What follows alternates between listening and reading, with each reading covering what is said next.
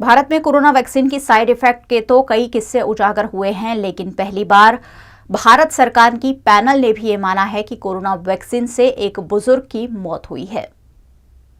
भारत में corona vaccine की वजह से एक 68 साल के बुजुर्ग की मौत की पुष्टि हुई है। सरकार की ओर से गठित पैनल ने इसकी पुष्टि की है।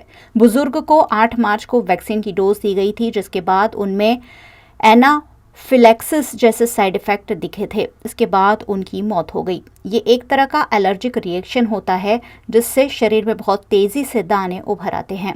कमेटी की रिपोर्ट के मुताबिक भारत में वैक्सीन लगवाने के बाद गंभीर साइड इफेक्ट्स वाले 31 लोगों के केस की स्टडी की गई। उनमें से 28 की मौत हो गई थी। हालांकि उनमें सिर्फ एक व्यक्ति की मौत वैक्सीन की वजह से हुई और 3 लोग हॉस्पिटल में भर्ती होने के बाद ठीक हो गए।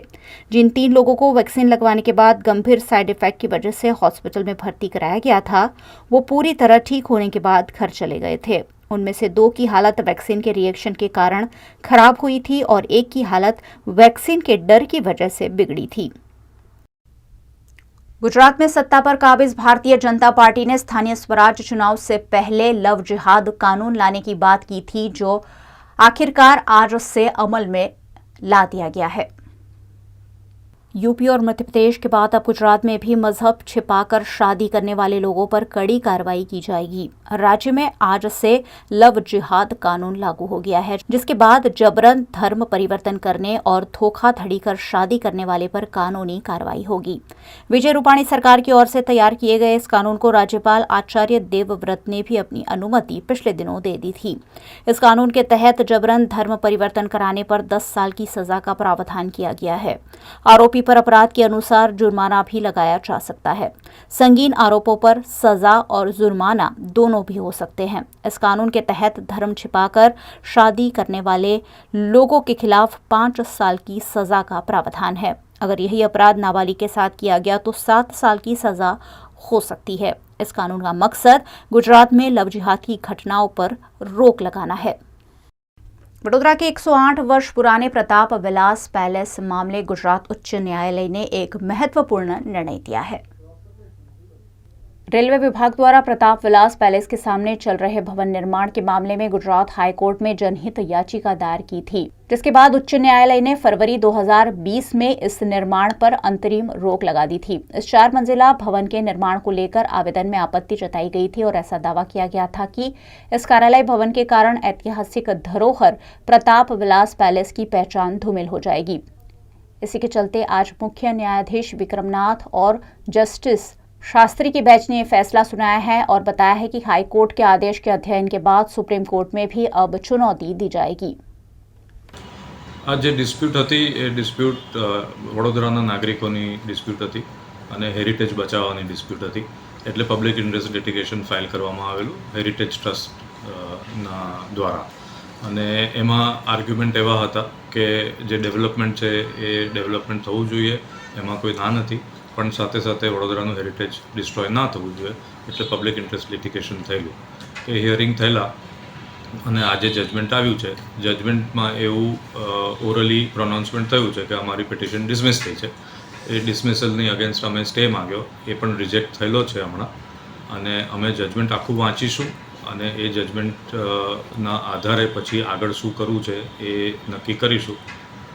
વડોદરાનું હેરિટેજ અલ્ટિમેટલી ઇન્વોલ્વ છે, એટલે એ હેરિટેજને પ્રિઝર્વ કરવાની સખ્ત જરૂરિયાત છે।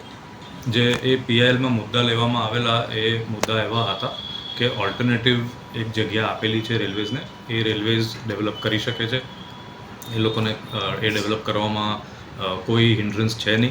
અને આ બહુ જૂની પ્રોપર્ટી છે, એમાં બહુ જૂનું હેરિટેજ છે, એમાં 1,500 ઝાડો છે જે બહુ જૂના છે, અને એ કાપવામાં આવશે તો it will be a great loss. પણ હવે હાઈકોર્ટનું જે જજમેન્ટ છે એ ડિસાઇડ આ ઇસ્યુ કરી દીધો છે, એટલે એ તો બધાને જ બાઇન્ડિંગ છે, અને એમાં જે કંઈક લીગલી આગળ વિચારવાનું આવશે એ વિચારીશું। वडोदरा के सरकारी कार्यालयों में इन दिनों दस्तावेज बनवाने के लिए भारी संख्या में लोग उमड़ रहे हैं, जो कोरोना संक्रमण फैलने की फिर एक बार वजह बन सकते हैं। कोरोना महामारी के चलते पिछले कई वक्त से सरकारी कार्यालय बंद थे, जो अब सरकार के आदेश के बाद खोले गए हैं। केवड़ाबाग स्थित जन्म मृत्यु कार्यालय में भी दस्तावेज लेने के लिए लोगों की लंबी लंबी कतारें देखने मिल रही है। कार्यालय में कर्मचारियों की कमी के चलते और सर्वर डाउन होने से लोग घंटों तक कतारों में लगकर गर्मी से परेशान हो रहे हैं। यहाँ आने वाले नागरिकों के लिए न बैठने की व्यवस्था है, न पीने के पानी की। ऊपर से सिफारिश लेकर आने वाले लोगों को बिना कतार में लगे कार्यालय में ले जाकर उनके काम झट से कर दिए जाते हैं, जिस पर शहर के नागरिकों ने आपत्ति जताई।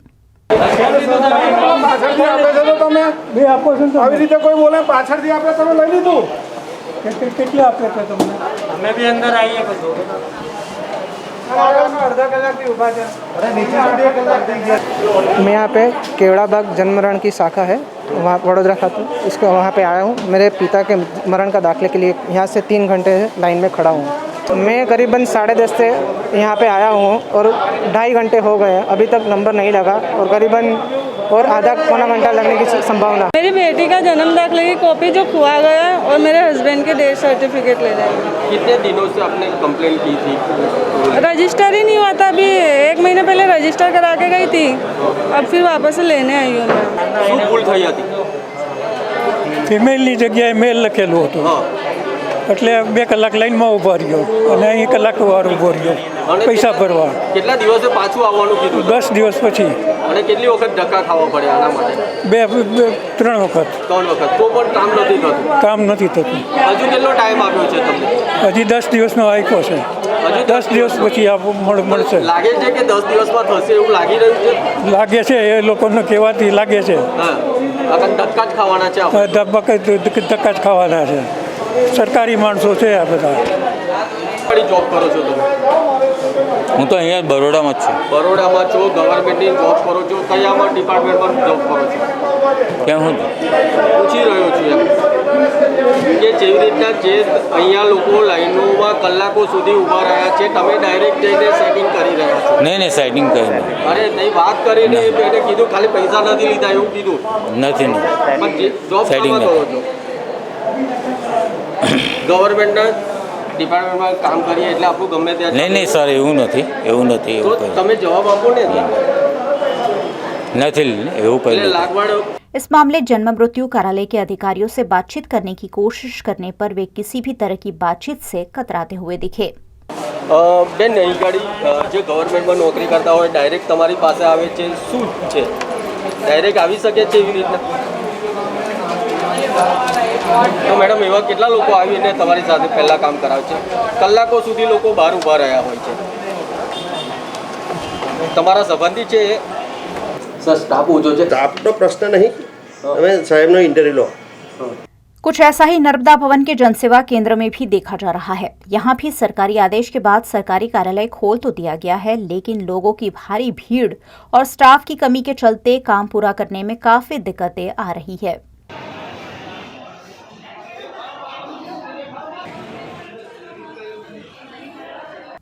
लोगों की भारी भीड़ पर जनसेवा केंद्र के मैनेजर त्रिकम पटेल से पूछे जाने पर उन्होंने स्टाफ बढ़ाए जाने की बात कही है। આપણે જનસેવા કેન્દ્રની અંદર હાલ વધારે પડતો રસ રહેલો છે, એના કારણે અમે લગભગ 5 થી 6 જણની નવી ભરતી કરેલ છે, જેને ટ્રેનિંગ આપી અને તાત્કાલિક કામગીરી સુપ્રત કરેલી છે। હાલ વધારેમાં વધારે અરજદારોને સગવડ મળી રહે એના માટે તાત્કાલિક દાખલા મળી રહે એના માટેની બધી વ્યવસ્થાઓ કરેલી છે। આપણે ત્યાં આવકના દાખલા સોગંદનામા અસાન ધારાની અરજીઓ આવતી હોય છે વધારે પ્રમાણમાં, એના માટે જે દાખલા તરીકે એને કોમ્પ્યુટરમાં જે ફિલ્ડ વર્ક કરવાનું હોય છે એ બધું તાલીમ આપવામાં આવેલી છે। એમને કેવી રીતનું શું કામ કરવાનું એ બધી તાલીમ આપી અને યોગ્ય સમજણ આપેલ છે, જેનાથી કામગીરી સરસ અને સારી રીતે કરી શકે।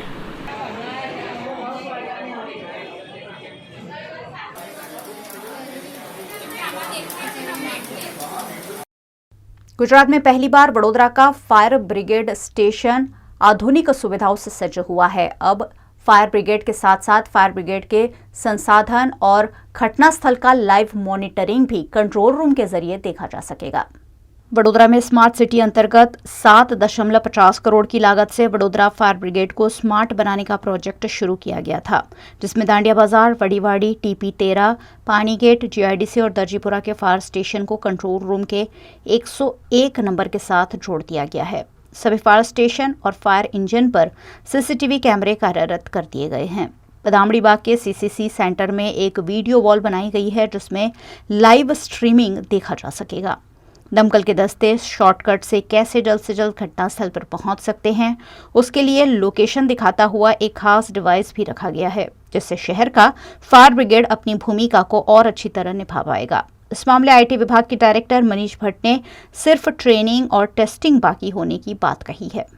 આપણા જે ફાયર સ્ટેશન છે અને મેઇન ફાયર ઓફિસ છે તેનું આઈસીટી એટલે કે સ્માર્ટ અપગ્રેડેશન છે, જેમાં ફાયરની ગાડી પર ફ્રન્ટ અને બેક કેમેરા લગાવવામાં આવશે। સીમ બેઝ કેમેરા છે કે જેથી કોઈ જગ્યાએ આગ લાગી છે ને વધારે વ્હીકલ વધારે પાણીના ટેન્કર મોકલવાની જરૂર છે તો એ મોકલી શકાશે। ફાયરની ગાડીમાં જીપીએસ ડિવાઇસ લગાવવામાં આવશે, જે જીપીએસ ડિવાઇસથી એને શોર્ટેસ્ટ રૂટ બતાવી શકશે। ફાયરના કોઈ બી કોલ આવશે, કોલનું આખું ઇન્સિડન્ટ મેનેજમેન્ટ કરવામાં આવશે, જેથી એક કોલને રેકોર્ડિંગ, કોલ કેવી રીતે આવ્યો, કોલમાં કેટલી મિનિટમાં તમે એક્ટ કર્યું, કેટલી વારમાં ત્યાં રિસોર્સ પહોંચ્યા, આ બધી વસ્તુ ખબર પડશે। એ સિવાય ફાયરના ટેન્કરમાં, પાણીના ટેન્કરની અંદર સેન્સર બેસાડવામાં આવશે કે કેટલું પાણી છે, કે જેથી ભૂલથી પણ ખાલી પાણીના ટેન્કરવાળું ઇન્સિડન્ટ પણ જતું ના રહે। આ સાથે અલગ અલગ જગ્યાએ વિશ્વામિત્રી નદી સિટીમાં થઈને પસાર થાય ત્યાં રિવર સેન્સર લગાવવામાં આવશે, જેથી ઓટોમેટિક ડિજિટાઇઝ બેઝ એનું લેવલ મળે, કે જે મેન્યુઅલ જે એક્ટિવિટી થાય છે પણ આ ઓટોમેટિક મળે કે જેથી તરત જ સપાટીને લેવલ જાણી શકાશે। એટલે આમ ઓવરઓલ એક કમ્પ્લીટ ફાયરનું કોલ ઇન્સિડન્ટથી લઈને ફાયરના ટ્રક, પાણી અને કેમેરા બેઝ સોલ્યુશન મેનેજમેન્ટ છે। लेटेस्ट खबरों के लिए यूं ही देखते रहिए VNM न्यूज़ और हाँ, VNM टीवी की YouTube चैनल को लाइक, शेयर और सब्सक्राइब जरूर करें। और हाँ, इस बेल आइकन को दबाना ना भूलें। इसे प्रेस करते ही आपको मिलेगी VNM टीवी YouTube चैनल की सारी नोटिफिकेशंस और आप रहेंगे खबरों से अपडेटेड।